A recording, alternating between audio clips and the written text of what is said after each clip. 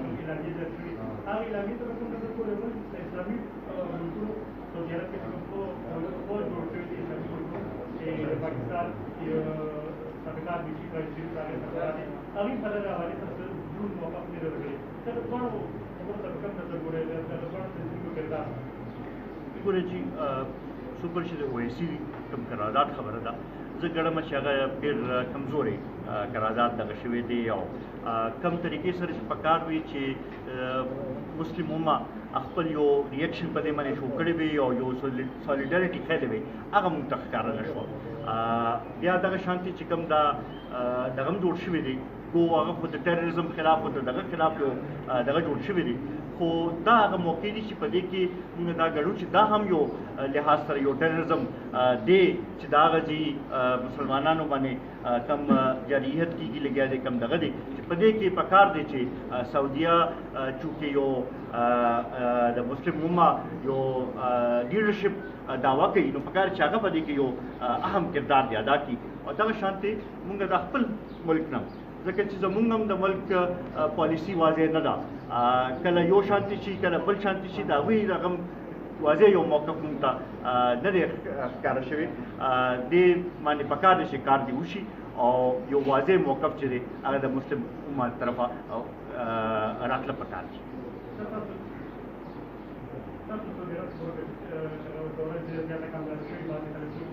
सियासी ताकीज़ दौरी तो बदी नजर हुई जिदाद अमरीकी पवेना में नजर रखा और अमेरिका अफगानिस्तान और उधर की चलाने को दूसरी पाकिस्तान के लिए बोल फिर पाकिस्तान का वाली वर्ग या से करें वर्ग की कोमल की और वर्ग की दाद ने जो पाकिस्तान और अफगानिस्तान करके जिसको बाबा तो हालात के लोग ये क्या करा है पाकिस्तान को क्या है अफगानिस्तान में नजर की और अफगानिस्तान की जो अमन रास्तों को शुरू द अमन बखतरे की हुई पूरी जी सुपर चे दगा खबर द सऊदी दौरे मा होता उसका ऐमाने खबर ओकरा चे मांगा खुदी खो दा यो प्रोजेक्शन वर्क गई चेरा डेर कामयाब दौरो शो डेर दगोशो मुंगा दा सवाल को चिता देना मखकी दा हालात खराब शुरू बोली वो चाल पालिसो पर नतीजा के खराब शुरू इमते हुकूमत गलत मौक़िफ़ इख्तियार करो दागे पर नतीजा के सऊदी सरागा जमुंगा हालात खराब शू और उस दागे यो लिहाज सर खकोल लपार यो कोशिश लगा शवी दिनो सदेर ले कामयाबी मुंगा आगे था आगे लिहाज सरा न करूँ सो पुरी चे दगा खबर दा बलता सर से दगा वाला चिकम अफगानिस्तान पर हवाले सरा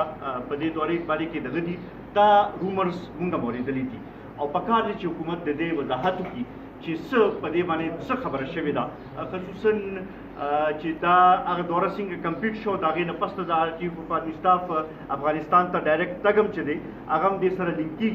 पकार ची हुकूमत दे माने वाजे दगा कौम पे एतमाद के वाकली कौमी असम्बली पे एतमाद के वाकली ची स दासे खबर शवी दी अला बाई माने मुंगा यो वाजे मौक़िफ़ दगा कोलिशु देम परुनम कतासु कतली द अफगानिस्तान सर पर हालात पर हवाले सरा जमुंगा फॉरेन मिनिस्टर साहब लगदेर तेज बाजी खबर उकरे बाजी गिले अफगानिस्तान तो वेम फकार दावे ची मुंगा दागे न लग दगा कार गिश्ते वे और मुंगा दागे गिले लरे कोलो या दागा शकू को शुबात लरे कोलो कोशिश करे वे जबकि ची मुंगा दा गड़ू ची द अफगानिस्तान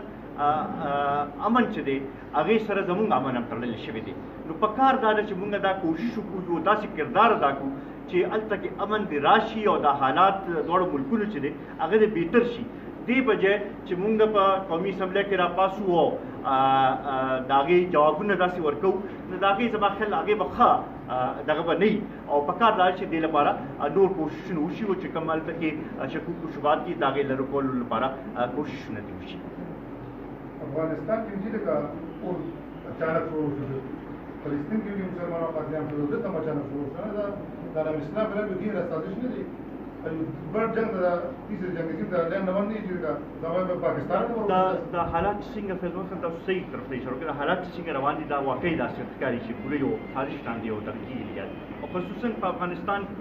चूंकि दा मुसरा डे नजदे दे और खास कर जमुंगा सूबा दागे न थोड़ा के ज्यादा बे मुतसद कीगी पागे वाले से मुंगा दा गणू छे अफगानिस्तान की सियासत की लगे दागे तो डेर पर तशवीश नजर सर मुंगा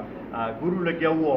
दा अल तक चिकम सूरत हाल जुड़ी की लगे दे खुदे दी न की الله تعالی کی چې هلته کې امن راشي، هلته کې مذاکرات کې کامیاب شي. خو دا طریقه چې